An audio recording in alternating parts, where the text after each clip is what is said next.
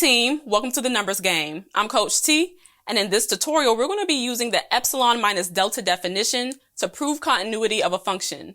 Now, before we get started, make sure to subscribe to the channel for notifications on more math tutorials. All right, now let's take a look at our example. Our example says, prove that for f of x equals x squared, where x is on the set of real numbers, f is uniformly continuous on the interval 0 to 3. We're going to use the epsilon minus delta definition to prove this, so let's go over that first. It says that for all epsilon greater than 0, there exists a delta greater than 0, such that if the absolute value of x minus a is less than delta, then the absolute value of f of x minus f of a is less than epsilon. So before we can start our formal proof, we'll need to do a bit of scratch work or analysis first to identify this delta. We'll start this analysis off with the absolute value of f of x minus f of c. And in our example, we're given f of x as x squared, and f of c is going to be c squared. At this point, we can factor this to the absolute value of x plus c times x minus c. And let's give each of these factors their own absolute values.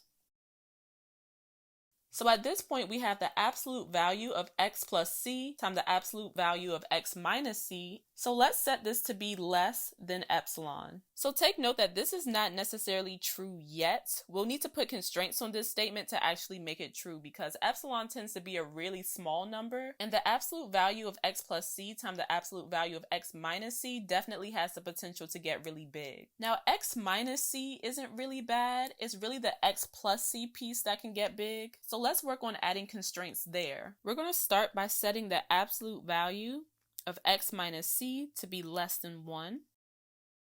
Then that means that x minus c is between -1 and 1, of course, because that's the definition of an absolute value. Now keep in mind, we're trying to find bounds or constraints for x plus c. So the first thing that I'm going to do is add c to both sides. And that'll give us -1 plus c as the lower bound and 1 plus c as the upper bound. And then again, I want bounds for x plus c. So I'm going to add c to both sides again to get a lower bound of -1 plus 2c and an upper bound of 1 plus 2c.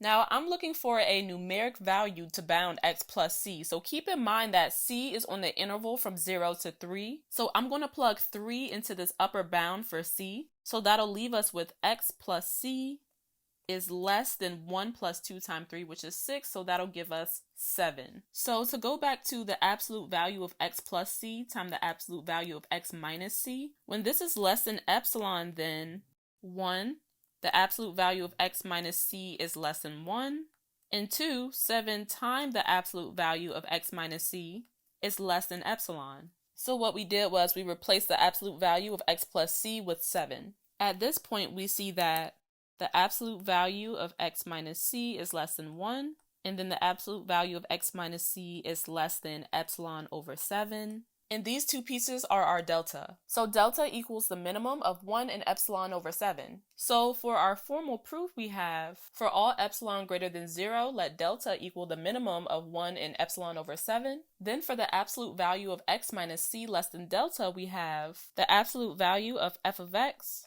minus c squared. F of x, of course, equals x squared. And then we'll factor this to the absolute value of x plus c times x minus c and give them each their own absolute value. At this point, we can say this is less than delta because we've identified delta as epsilon over 7, and epsilon over 7 is less than epsilon. And that completes our proof. And there you have it. We've proven that our function is continuous. If this video was helpful for you, give it a thumbs up, like the video, and subscribe to the channel for more math tutorials. I'm Coach T, and thanks for watching The Numbers Game.